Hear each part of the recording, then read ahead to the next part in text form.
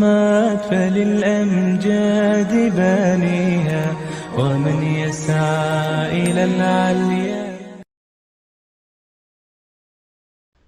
walaalayaal waxay nagu soo food leh tobankii cisho ee qiimaha badnaa. waxay nagu soo food leh walaalayaal tobankii cisho ee ilaahay subxaanahu wa tacaala loogu kalgacayl badnaa maalmaha adduunyada oo dhan. tobankan cisho walaalayaal waa tobanka cisho ee u horeeya bisha dilxija ee ilaahay subxaanahu wa tacaala ku ikraamay inay noqdaan maalmaha adduunyada maalmihii ugu qiimaha badnaa. tobankaa cisho walaalayaal waxay leeyihiin fadaa'il diinteennu inoo caddaysay oo run ahaantii aad iyo aad u qiimo badan.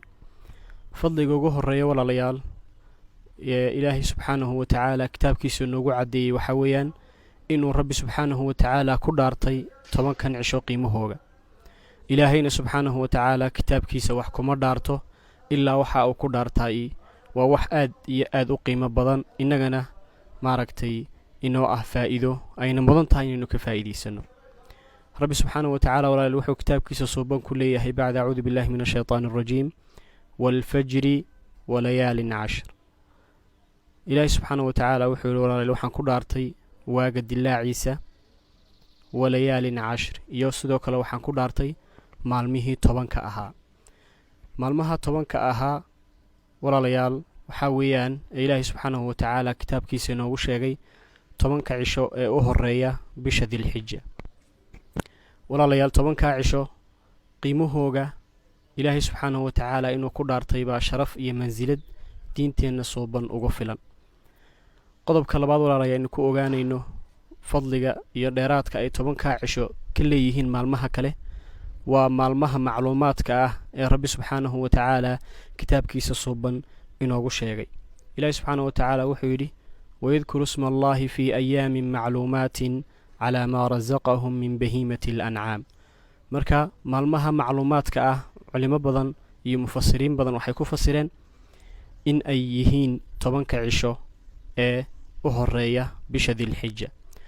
walaalayaal sidoo kale tobankan cisho fadliga ay leeyihiin ee inagu kaalmay inaynu ku dadaalno waxaa ka mid ah in nebigu sala allahu calayhi wasalam u qiray inay yihiin tobanka cisho ama tobanka maalmood ee adduunyada guudkeeda ugu fadliga badan. waxa maalmo adduunyada la tiriyo oo dhan inay yihiin tobanka cisho ee ugu fadliga badan. nebigu sala allahu calayhi wasalam walaalayaal waxaa ka sugnaaday xadiid ibnu cabbaas laga wariyey oo rasuulku sala allahu calayhi wasalam yidhi ma jiraan maalmo ilaahay subxaanahu wa tacaala agtiisa looga kalgacayl badan yahay camalka saalixa ah oon ahayn maalmahan tobanka ah. markaabay saxaabadu weydiiyey inay ku yidhaahdeen rasuul allow xataa jihaadka muu ka qiimo badan yahay. saxaabada walaalayaal acmaasha ugu waaweynee agtooda qiimaha kule waxaa ka mid ahaa aljihaadu fii sabiiliillaah oo ay ku waayi jireen naftooda. shay adduunka ma saarna ka qiimo badan insaanka naftiisa. kaasay ku cabireen ee ku mithaaliyeen ay ku yidhaahdeen rasuul allow jihaadkana miyay ka qiimo badan yihiin.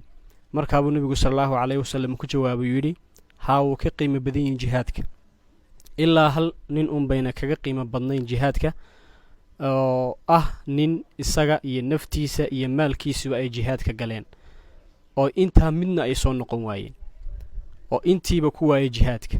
ilaa ninkaas maahine camal kasta way ka qiimo badan yihiin maalmahani, sidaasuu nebigu sala allahu calayhi wasalame inoo sheegay. walaalayaal sidoo kale waxaa ka mid ah qiimaha maalmahan tobanka cisho ay leeyihiin inay ku jirto yowma carafa.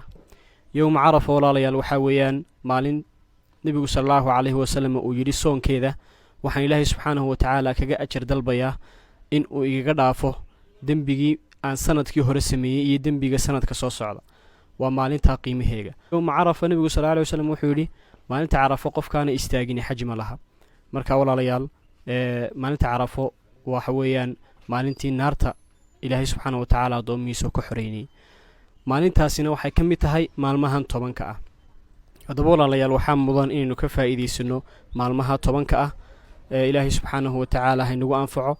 waxyaabaa aynu kaga faa'iidaysanayno waxaa ka mid a maalmaha tobanka ah inaynu qur-aanka akhrino, inaynu soonno kiinii soomi kara, in aynu sadaqada bixinno, birul waalidiinka waalidkiin inuu samafalno inaynu khayrka isfarnayno xumaanta iska reebno inuu ilaahay subxaanahu watacaala xuskiisa badino subxaana allah walxamdu lilah walaa ilaaha ila allah wallahu akbar walaa xawla walaa quwata ila billahi alcaliyi alcadiim xus kasta oo dikriyo ilaahay subxaanahu watacaala lagu ammaanayo nebigana ka sugnaaday inaynu badino aynu maalmahan 10 ah kaga faa'iidaysano ayaynu qiimo iyo sharaf ku helaynaa ilaahayna subxaanahu watacaala aynu weydiisana dembi dhaaf sidoo kale acmaasha waa la labin laabaa maalmahan 10 ah aynu ilaahay subxaanahu watacaala acmaal fiican oo wanaagsan ugu dhowaano xumaantana aynu iska ilaalin iyo macaasida maalmahan 10 ah run ahaantii waa maalmo aad u qiimo badan qof ma dhaafto ilaa kay dhaaftaayo waa qof ilaahay subxaanahu watacaala khayr oo dhan ka xarimay walaalayaal aynu ka faa'iidaysano maalmahan 10 ah walaaladana aynu gaadhsiino wax kastoo khayr ah asalaamu calaykum waraxmat ullah